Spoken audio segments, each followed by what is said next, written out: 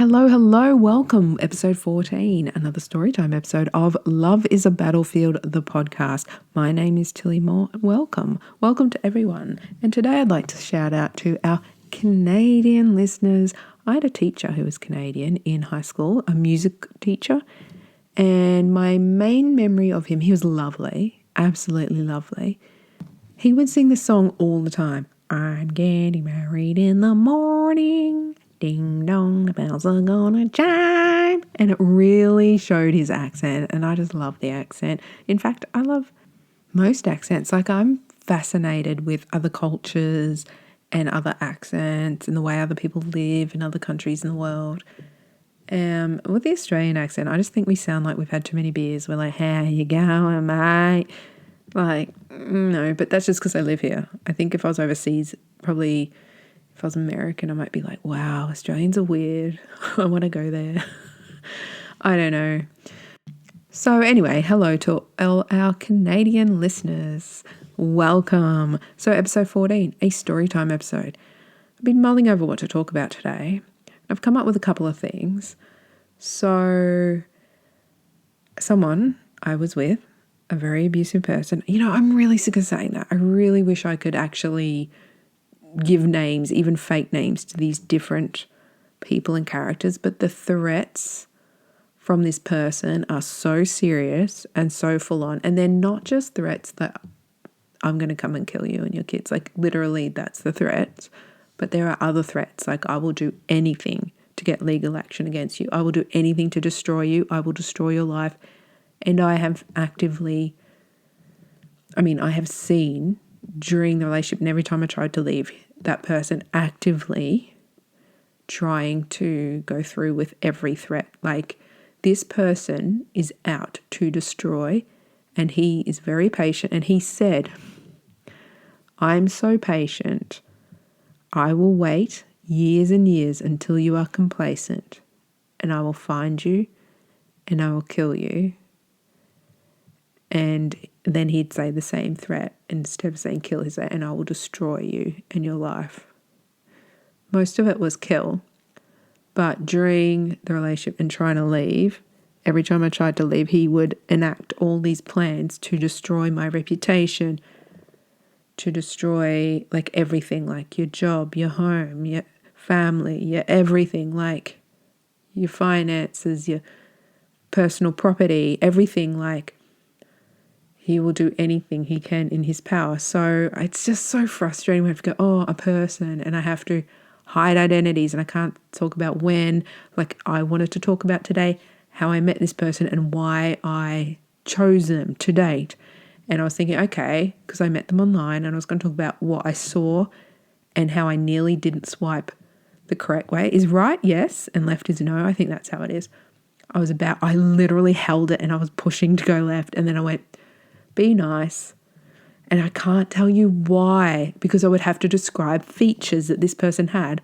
Other people I dated had kind of almost those, but not obviously. So I can't even talk about that, because usually you can, but this person is literally unhinged, unwell, psychopath. Like this, I'm not joking when I say that. Like, this person is so dangerous, and I nearly lost my life. It's important to talk about things, but I can't tell you, Mr. X.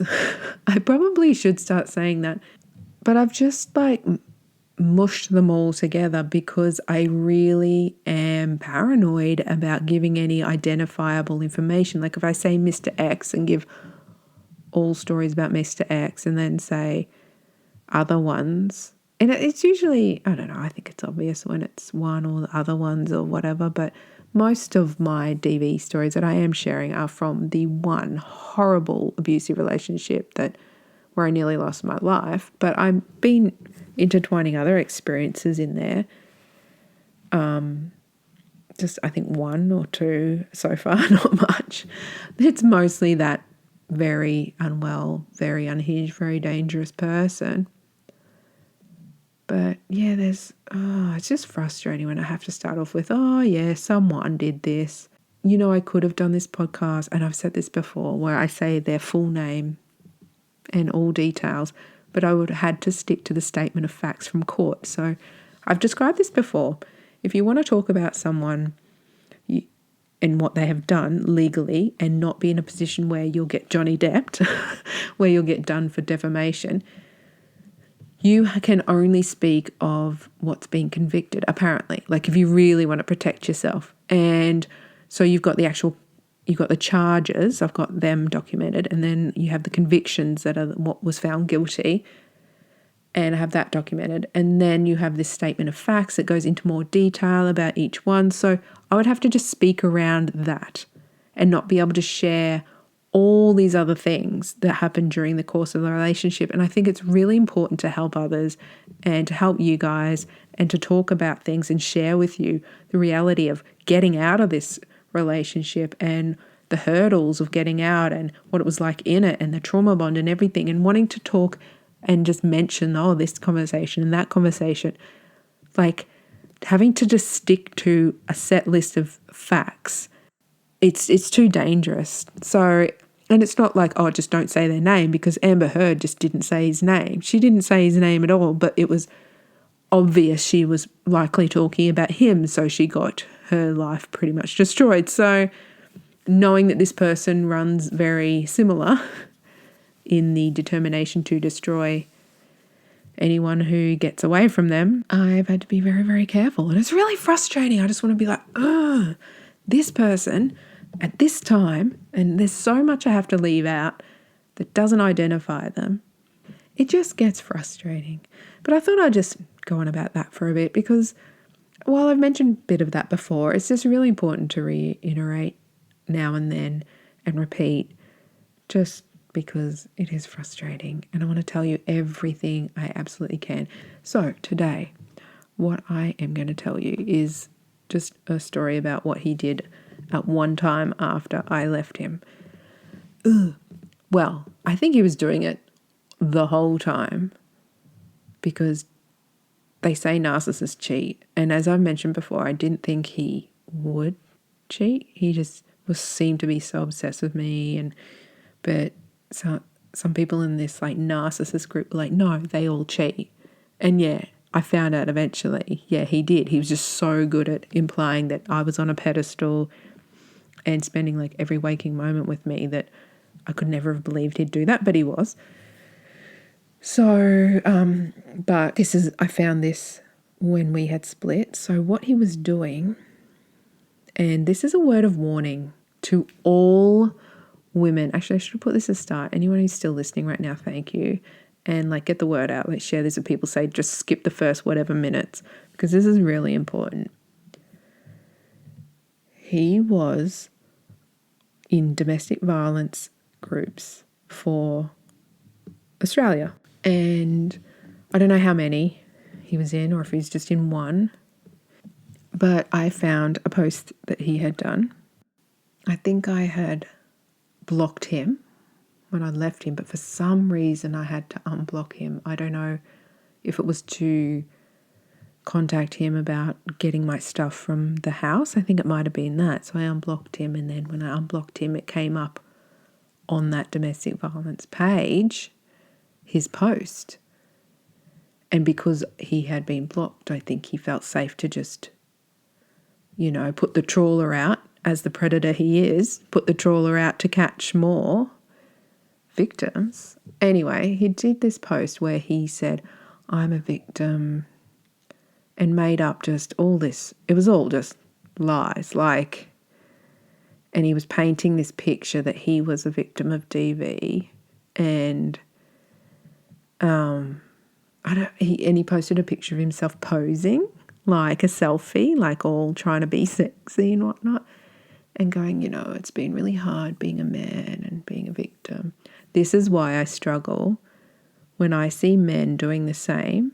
I think it's the same. I think it is an abuser trying to do the same, and I feel very concerned for women falling into that trap, because this guy, he's a predator. He's a dangerous person. He has a line of victims. I'm not the only one, and we've all got permanent injuries and nearly lost our lives. Like, there's two of us who nearly lost our life. Like, this person is seriously dangerous, and he's a predator. And, you know, when I see other men doing that, it's why I find it hard to buy into, especially like the way us victims talk. We don't go out there trying to show off and be like, oh, and do like public posts like I still have never done a post on social media about what I went through. People on my Facebook don't even know what I went through. Family, there's so, like, I tell who I have to. I tell who's very close to me. But I don't want to like go, oh, look at me. Oh, and like I'm on this podcast to help you, but I'm not sharing it with people I know. I want it to go to countries that I'm not in so that no one who knows me can find it. I don't know if it's shame. It's that I just don't want to like be like, oh, look at me, and people like judge me like, oh. Like I'm not trying to get attention for it is basically what I'm saying. Like I have done no posts. I have not posted anywhere. I have posted comments and things to help people like, oh yes, I went through this and this is what happened or something. But facts, they're like facts. It's not like, you know, it's really hard, blah, blah, blah. Like full on attention, like clear attention seeking. I have not even put a post on my Facebook saying, hey, I went through DV. People on my Facebook just saw that I disappeared and stopped posting things and no one knows what actually happened to me. And it is sad that we have to sort of be silent, but you don't have to. You can use your voice. And I'm using my voice this way. It's safer this way. As long as we are all using a voice somehow, but do it in a safe way. But for what he did, this whole, oh, you know, and it was all just like, oh, it was horrible. The way he spoke about this woman, the way he goes, woman, it was like reading something about a completely different person. Like it wasn't even a bit of truth that he had twisted. Like I can't even tell you what it said now because he was blocked from the page. Eventually, I told admin, and they and I told them what had happened. And this is before he went to prison and everything. This is like when I tried to leave at another time, and they blocked him from the page, which I thought was really lovely. Like they didn't expect a conviction to prove that it had happened. I just said, look, this guy is my abuser. I have a DV order. He's really dangerous and he's posting in there that he's a victim and I'm afraid for the women in the group. But I didn't see his post until I unblocked him because I had to contact him about getting my stuff back. And so this is like months. So he did this post like probably 1 or 2 months or I don't know how long before I unblocked and saw his post because I was in the group and I did not know he was in the group.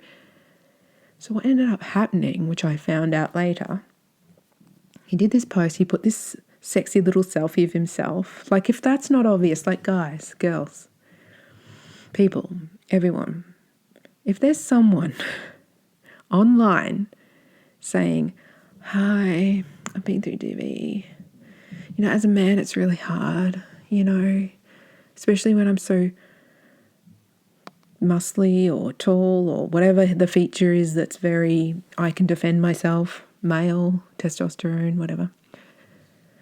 It's really hard, you know, and this woman, she abused me, you know, and here's a sexy selfie. That person is not sharing information. Like so many survivors of DV and myself, you see that we share things we've been through to help others. We're saying, yes, that happened to me. Did that happen to you? Wow. And we're saying, oh, well, watch out because, you know, then they do this or that. And it's all information sharing to help each other survive and get out and be safe. And knowledge is power and it's all that. But what he was doing, when I have ever put on social media what I've been through, which is like not on my own social media, but when I've commented on something I've seen, it's always a thought out comment to say, oh yeah, I'm going to help them and that. Have I ever posted a sexy little selfie with it? No. It's pretty evident what he's doing. And anyway, but it wasn't. So what ended up happening was underneath his post, oh my goodness, the amount. So this is a domestic violence page and it's for domestic violence survivors. The amount of women who were gagging for that post, gagging, I think he used to say gagging. I don't know. It was like, what is something that attracts bees? Honey doesn't attract bees because bees make honey. Flower? Maybe honey does attract bees. You know what I mean? Honey to ants. You know what I'm trying to say? There were so many. They were like, oh my gosh, that must be really hard. Oh, blah, blah, blah, blah. And they were all like, oh, that's horrible. She's so bad. What a bitch. And like all these empathy. And you just know the little psychopath narcissist in him is just feeding on this. Like the devil in him is feeding on it. Like, yes, give me that power. Give me that attention. And what ended up happening was it was like putting a trawler net out and getting your catch and then sorting it. He ended up sleeping with quite a few of them. And they had no idea. They thought they had met someone amazing who had been through what they had been through, who could empathize with it. But what was actually happening, and I believe now, like I know, because I wasn't the first victim, he had gone in these pages to learn what victims say, how victims describe what happened to them. And I believe he went in there to learn how to emulate a victim. Now, not all abusers are this highly well calculated and thought out.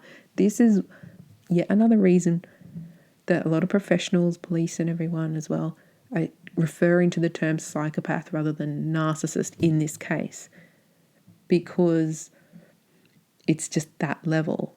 So he would be in there, and I believe for years, because when he was trying to emulate a victim, he had learnt from what I had said and what other women on these pages had said, and he really tried to put that into his fake, trying to be the victim kind of little act he would do. And sometimes you wanted to hand him a Golden Globe, other times you're like, no, don't even bother auditioning for Home and Away.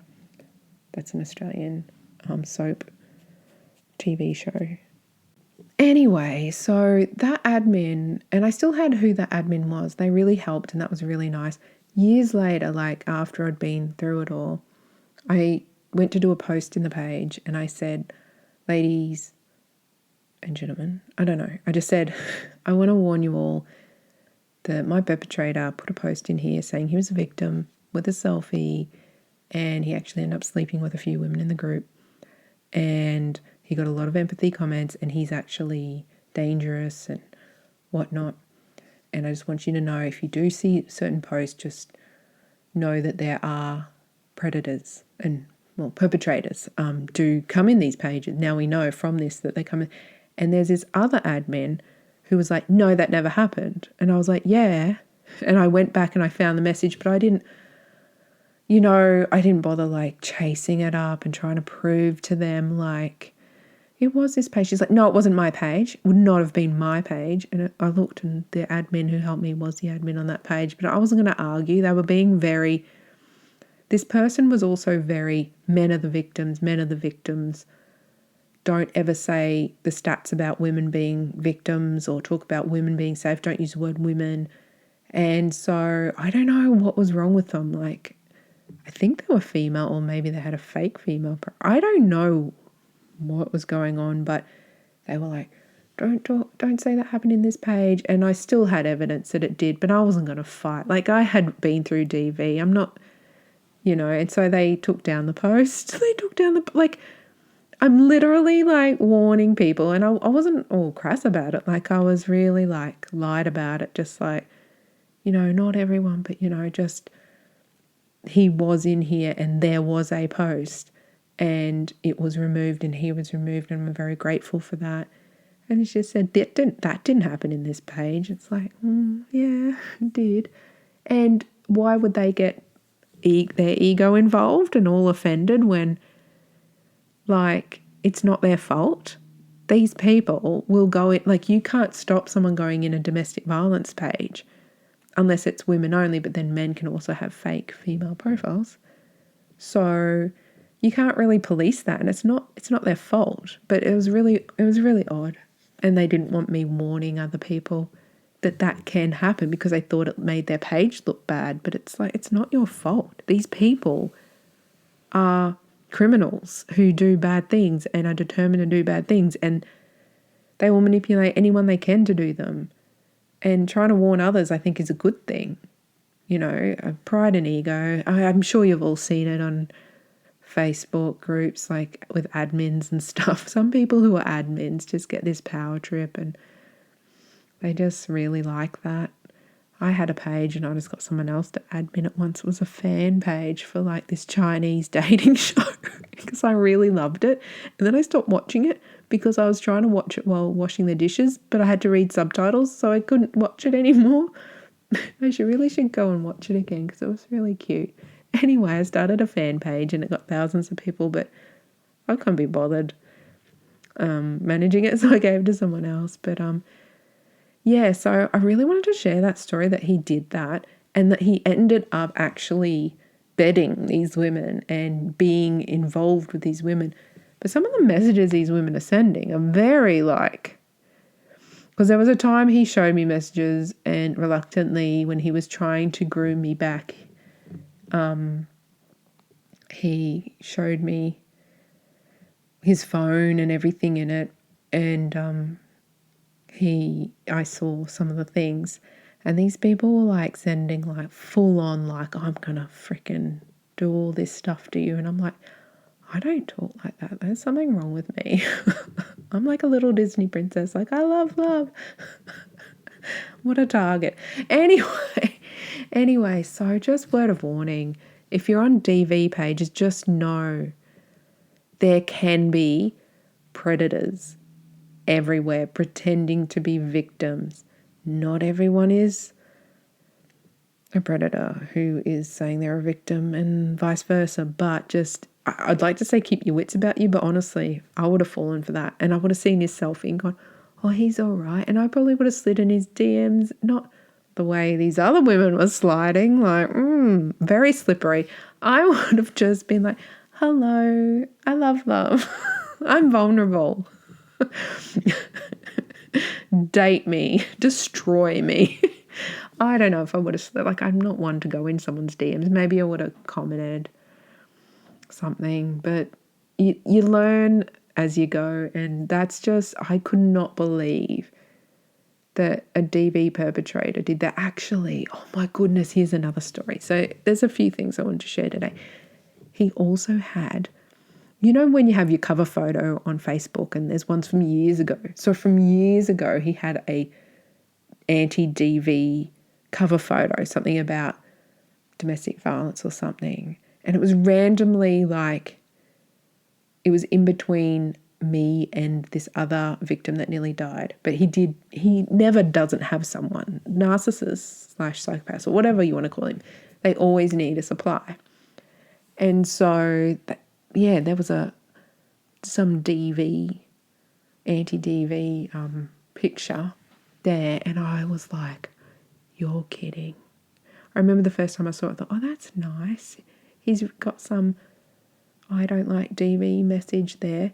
But everything he posts is always to manipulate whoever's around him at that time. So I'm assuming he had a shorter relationship or another relationship somewhere in the middle where he got a bit funny and just thought he'd put that out there, or maybe he was trying to contact the last victim or something at the time. I don't know, but there would have been a reason for it. And how disgusting that a very dangerous, he knew what he had done to the victim before me, person had posted anti-domestic violence, like messages and things on their social media. And so, now when I see like men being like posting, or rich famous people giving money to anti-rape things and that, I start thinking, why? What are you making up for? What have you done? And I don't want to be like that. You don't want to be negative. You don't want to be cynical. You don't want to be bitter. But this guy was doing it. He was painting this whole, oh no, anti-DV thing. When I met him, he never said, I'm a victim of DV or anything. Nope, because that's a red flag to me. Because, yeah, it's just a red flag. And then like months later, he randomly said it. And I was like, what? You've not said this before. And so he spoke what sounded like nice about her, although he was doing that fake empathy thing, saying, I really worry about her, blah, blah, blah. I was just really concerned, for her mental health. So it sounded like he was being nice, but really he was spreading lies, like frank out there, full-on lies about this previous victim of his. And it's just sick. It's disgusting. So there you go, today. So watch out. There are predators amongst us. And it sucks. I'm so sick of being female and being scared of men and scared that because the number one predator for a female human is a male human. It's not even a freaking hippo. Like they always say hippos eat so many or kill so many people. Well, men are killing women so much more than hippos. I have never been assaulted by a hippo, I can tell you, in Australia. And I don't dismiss what hippos do. It's actually quite terrifying. Imagine a hippo coming for you. Anyway, but imagine a man coming for you. People are scared of hippos. People have a natural fear of crocodiles, hippos, snakes, spiders, poisonous creatures. Men literally, statistically kill us so much, yet we have a fear of them and there's something wrong with us and we shouldn't. And I try and fight it and you try and just think, no, not all men, not all men. But so I hope that story just helps you. Like if you do see a guy somewhere on social media or someone on social media, if you do see something and you're sus on it, call it out, put in a comment and just say, are you sure you're not just lying and like you're the perpetrator? But then if it's that page, if it's that DV page, they will silence you. I don't know. I've seen a specific admin in there just like shutting women down constantly and lifting all the men up in the group. And it's not a men's group. It's just domestic violence in the country. So it's really disappointing when you see that. But just go on another page. There's lots of pages out there. I don't go on them anymore because it's hard enough to talk about it all the time, let alone be in groups where people are discussing it and people are new to it and they're just going, hey, my guy did this. Is that abuse? And it's like I'm seeing like 17,000 red flags and I just feel like, yes, it is. But I can empathize because I've been there. I've been in this isn't really abuse. Like this isn't bad, is it? I've been there. But when you're past that, and I love how like so many survivors at different stages are helping the people in the stage just before them. And I love how if we come together and we all have a voice and we all just like every little comment on social media too, guys, like, guys, hey guys, I don't know if you guys use the word guys to reference both sexes, but I don't know, we did. I think this is like late 90s. Everyone would be like, hey guys, and referring to girls and men. Anyway, so I don't know about you, but like TikTok, Facebook, Insta, everything, like pop one comment somewhere and it can change things. Honestly, I've looked at a post on TikTok, I don't know, related to, I don't know, anything, any subject. And then when I read the comments, it kind of, oh yeah, no, that's a good angle. And I've never thought of that angle before, like for whatever the video was. So honestly, like, it's like chip away at things, help other people, share your stories. Like if you can get an account that you feel safe, that isn't your full legal name and face or something, and you feel safe to just go out and comment and stuff, by all means do it. But just keep safe. And I don't want to be cynical, but men on a domestic violence, how many would do that though? Like, I don't know. Would your abuser have done that? Email me, loveisabattlefieldpodcast@gmail.com. I just don't know how many would go to that extent. I guess they would because I want to know what we're sharing, what we're saying. And yeah, I was very fascinated about how much this person wanted to learn about DV, and now I know why, because he wanted to come off as the victim, and especially with police and the law, he wanted to know how to sound like a victim, and luckily it didn't work, and he went to prison. Yeah, but that's not always the case, and honestly, it was by a hair. Like, honestly, it could have been me in prison somehow. He could have framed me for something. I don't know. I mean, I guess he could have actually smashed his head on the brick wall he was threatening to do and somehow convinced police that I did it. I don't know what I would have. Maybe he would have said I grabbed his head and smashed it into the wall, like, because I've suddenly grown muscles when he could literally, like, throw me off him. But maybe that could have been, he could have done that and been believed. I mean, as you know, there was that situation where they believed the scratches on the face. So I'm very, very lucky, and it could have gone either way because of how calculated, planned, rehearsed. And I wasn't the first victim, and he got away with the first one. So how manipulative this person was, and how, you know, he had prepared to get away with a second abusive relationship. Anyway, thanks for listening. Oh, I hate sharing this stuff. I honestly can't go back and listen. Like, I have to, probably. Sometimes I post things and I don't even listen to it because I'm just like, I relive it when I listen to it. And I know that this one, I kind of talk slow with lots of gaps. And it's going to be boring. You're going to be like, I just want to turn this off. Will you freaking just talk or get the frick out of my ear? But I thought, no, I want to put it out there. I want to help people. The reason I'm doing this is to help you and to just share my story and just put it out there, hoping that the right people, like, find it. I'm just talking shit now. I'm going to go. You have an amazing day. You stay safe. You're legends. Love ya. I really do. I really hope you're well. And if you need anything, oh my God, my microphone is falling. Sorry for that noise. It was coming closer and closer and closer. And then it's just like, this is the most professional podcast you will ever listen to in your entire life. Said no one ever. Have an amazing day. Stay safe. Love ya. Bye.